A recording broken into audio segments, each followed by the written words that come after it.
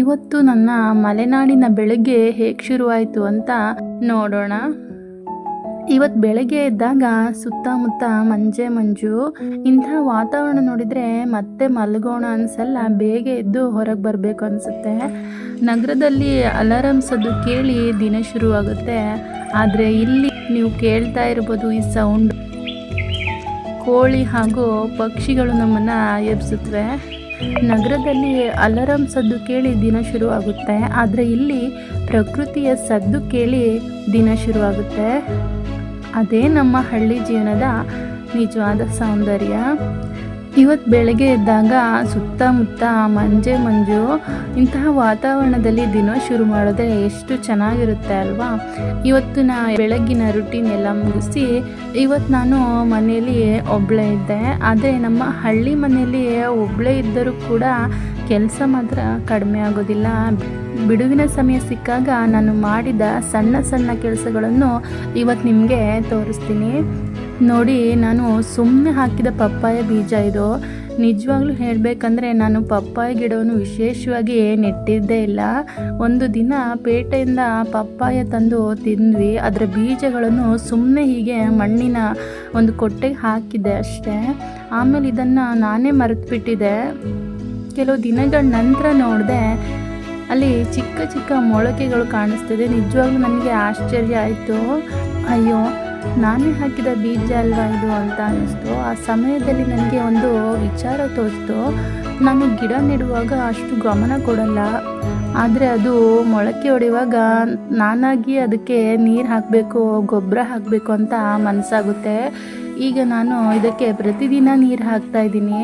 ಸ್ವಲ್ಪ ಗೊಬ್ಬರ ಕೂಡ ಹಾಕೋಣ ಅಂತ ಯೋಚಿಸ್ತಾ ಇದ್ದೀನಿ. ಯಾಕಂದರೆ ಈಗ ಇದು ನಮ್ಮ ಮನೆಯ ಗಿಡ ಆಗಿಬಿಟ್ಟಿದೆ.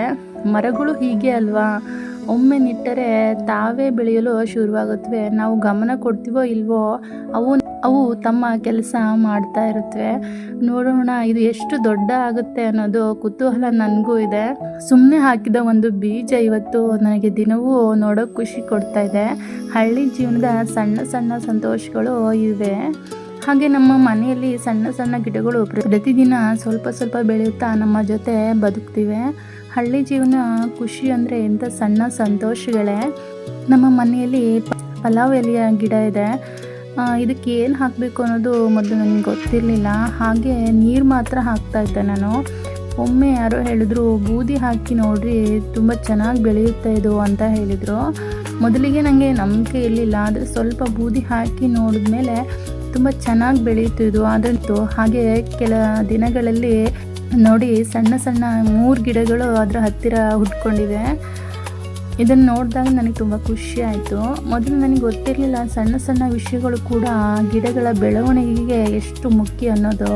ಈಗ ಗೊತ್ತಾಗ್ತಿದೆ. ಇವತ್ತು ನಾನು ಬೂದಿ ಹಾಕ್ತೀನಿ ಅಂದರೆ ಅದು ಏನು ದೊಡ್ಡ ಕೆಲಸ ಅಂತ ಅಲ್ಲ, ಆದರೆ ಗಿಡ ಚೆನ್ನಾಗಿ ಬೆಳೆಯೋದು ನೋಡಿದ್ರೆ ತುಂಬ ಸಂತೋಷ ಕೊಡುತ್ತೆ.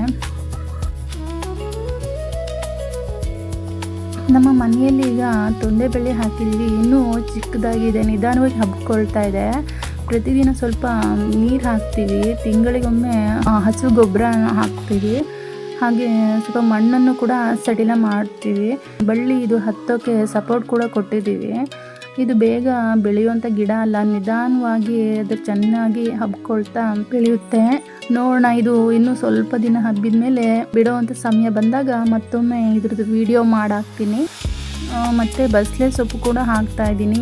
ಅದು ಚೆನ್ನಾಗಿ ಹಬ್ಬೋಕ್ಕೆ ಒಂದು ಕೋಲು ಸಹಾಯ ಕೊಡ್ತಾ ಇದ್ದೀನಿ. ಪ್ರತಿದಿನ ಸ್ವಲ್ಪ ನೀರು ಹಾಕ್ತಾ ಇದ್ದೀವಿ. ತಿಂಗಳಿಗೊಮ್ಮೆ ಹಸುವಿನ ಗೊಬ್ಬರ ಕೂಡ ಹಾಕ್ತಾ ಇದ್ದೀವಿ.